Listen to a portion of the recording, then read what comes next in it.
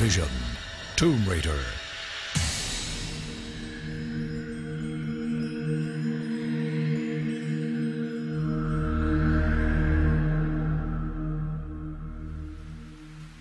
There's a curious item I've been keeping in my trousers for you, Lady Croft. Had to smuggle it out of its climate-controlled vault, you understand. They get very upset about just showing the goods off willy-nilly, as it were. This was brought back from one of those tiresome Antarctic expeditions of the 19th century. They called it Angel Spit. This is all we have left of the chunk that was brought back by some mad captain with ice in his mustache way back when. What are you angling for, Professor? King's College have found some peculiar medical properties in Angel Spit. But as I say, this is all we have. You can clearly see that we cannot continue to melt lumps off for their labs. What does it do? You're holding the biological panacea. A mass of cells that can be programmed to turn into any kind of cell, thereby curing all human disease and injury. I see. And so they need more. But the idea that there's some cure-all lost in Antarctica... Which they have absolutely no idea how to obtain. And for obvious reasons, no one wishes to involve pharmaceutical corporations at this time. As ever, Lady Croft, the resources of the British Museum are yours.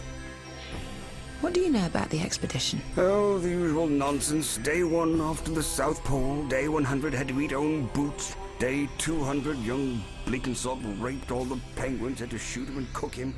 Day 500... Day 174. The blizzards have tricked us again. We've crossed onto a peninsula with no way forward. I suspect, in fact, that this is an island, and that we've traversed an ice bridge. The men want to stay. They're finding chunks of a richly hued mineral resembling amber, and are collecting up as much as their packs will bear. It lays on the slopes where the ice forms in long white blades, and so they call it Angel Spit. I am trying to dissuade them. This place disturbs me. The ground frequently rings with dissonant song like struck gongs. Day 175. Hawkins choked on his own tongue in the night. Cause unknown. The sound of gong seems almost deafening now, and it is affecting everyone and everything. The men have begun to fight. The more Angel Spit they gather, in fact, the deeper their madness grows. The ground calls to it. There is a giant heart under the ice calling to its blood.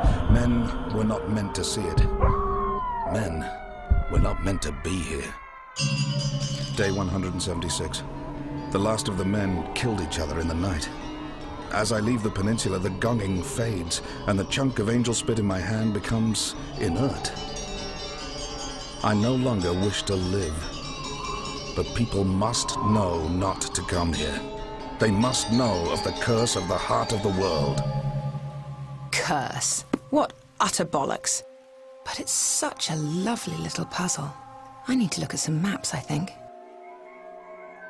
Look at this. A land bridge from South America to Antarctica.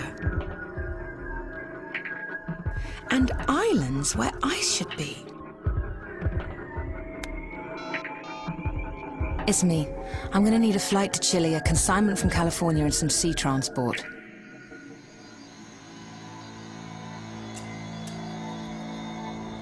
I need you to speak to your ancestors, Maria.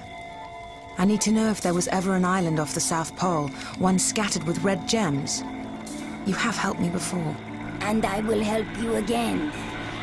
The ancestors know that wisdom is no use if it remains buried with them.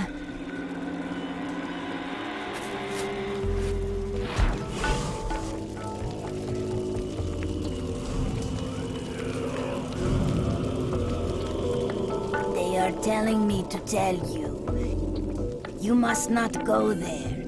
It is the home to the mother of the world, asleep in the ice. It was sacred to my shaman ancestors before the rest of the world had even heard of the idea of God. Are you telling me it's cursed? Of course not. We are not a superstitious people.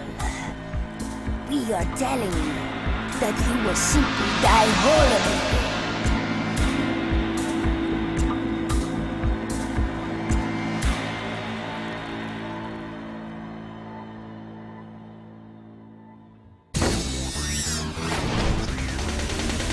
Visit GameTap.com/Tomb Raider each week for more Great Vision. Tomb Raider.